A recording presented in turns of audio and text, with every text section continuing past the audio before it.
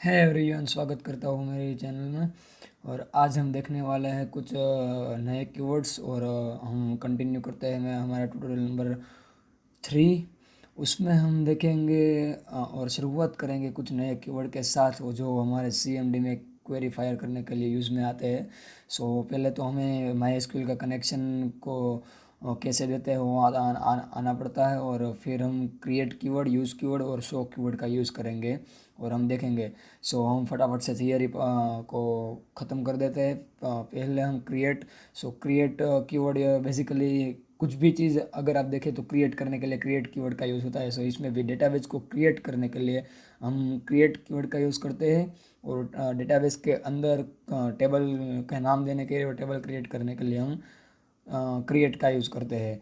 Use basically हमने जो database बनाया है उसी डेटाबेस को अगर हमें उसी डेटाबेस को सिलेक्ट करना है, उस डेटाबेस के अंदर हमें कुछ नया बनाना है तो हमें पहले सिलेक्ट को करना पड़ेगा।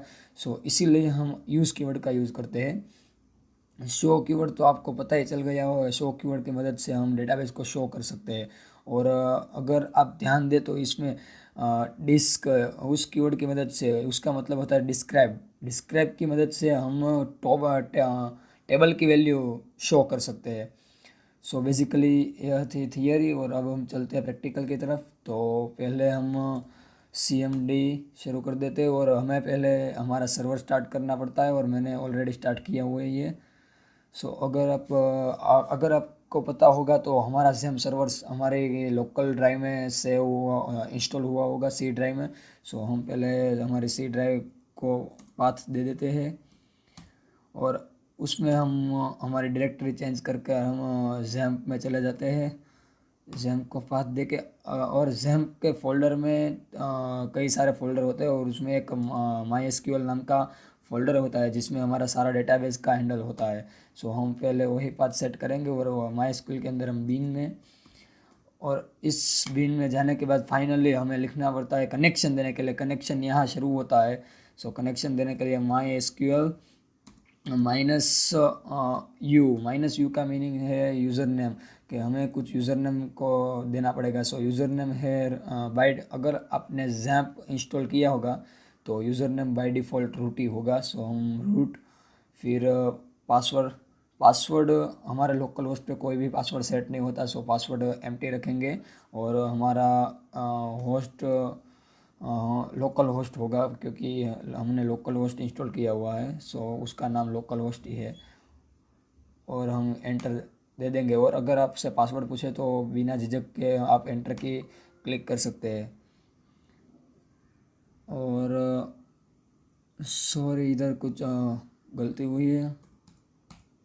ओके, अब हमें सेमी कॉलन नहीं देना था। सो हमने यह हमारे कनेक्शन सेट कर दिया है, और अगर आप देख सकते हैं तो हम हमारे यहाँ डेटाबेस में हम एंटर हो चुके हैं। हम स्टार्ट करते हैं हमारे शो कीवर्ड से, क्योंकि मैं आपको बता देता हूँ कितने डेटाबेस मेरे डेटाबेस के अंदर MySQL के अंदर है। सो शो कीवर्ड का यूज़ करते हैं। शो डेटा बेस, आप गौर से देखिए, हमें डेटा बेसिस लिखना है, वो पीछे एस लगाना है, बिकॉज कई लोग डेटा बेस ही लिखते हैं, सो एरर होगी। सो डेटा बेसिस और सेमी कॉलन हमें देना पड़ता है, क्योंकि अभी हम माई स्ट्रक्चर्ड क्वेरी लैंग्वेज के अंदर ही है। सो हमें उसी टाइप से सिंटेक्स लिखनी पड़ेगी।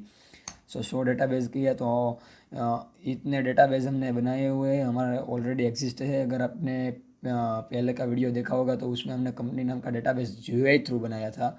सो यह हमारा कंपनी नाम का डेटाबेस है।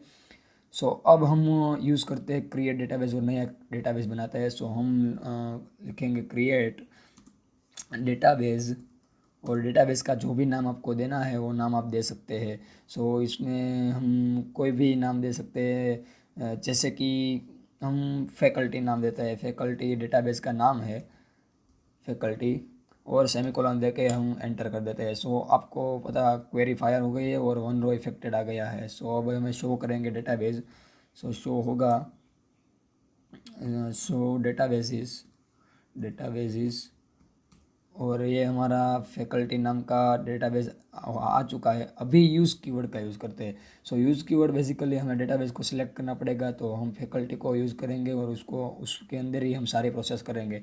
सो हम यूज़ कीवर्ड का यूज़ करें, यूज़ फैकल्टी करेंगे, फैकल्टी और एंटर दे देंगे। सो हम डेटाबेस चेंज हो गया और हम फैकल्टी के अंदर आ गए और आप देख सकते हैं इधर फैकल्टी भी आ गया है।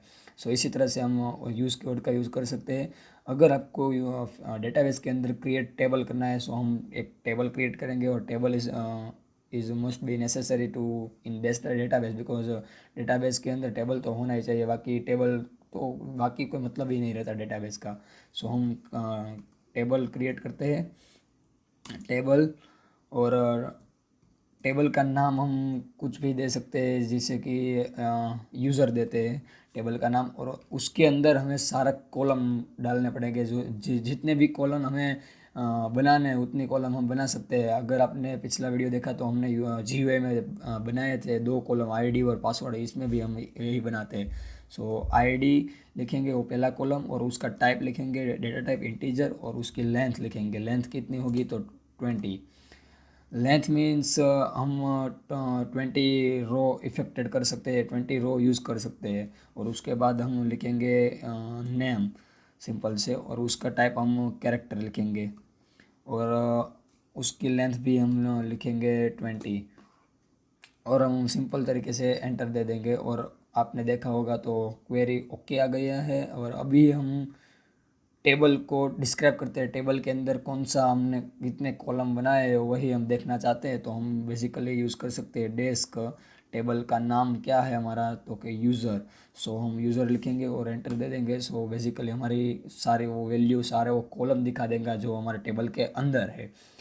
सो आज हमने देखा। और एक बात मैं बता देता हूँ, इसमें एक गलती है, इधर डेटाबेस का नाम लिखना पड़ता है और इधर शो टेबल का नाम लिखना पड़ता है। सो सिंटेक्स थोड़ी गलत है, इसके लिए आप माफ़ कर देना। इधर क्रिएट डेटाबेस और डेटाबेस का नाम करना पड़ता है।